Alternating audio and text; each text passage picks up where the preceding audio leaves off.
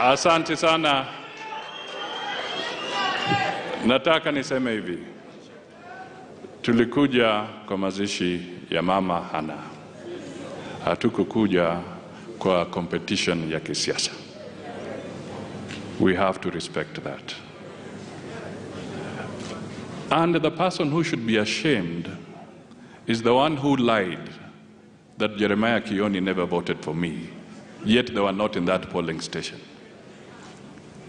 Because a number of you believed the lie. Shame on you.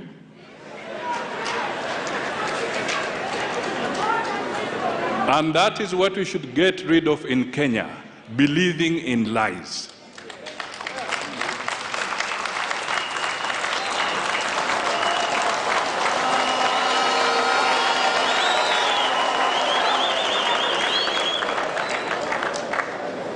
Jeremiah has stood here with courage because he knows he stood for the truth in how he cast his vote at that time. He even lost his seat. And we want to make it look like it's political competition here? No. Please let us respect even the head of state and the people here. Let us show a new beginning for Kenya. Thank you.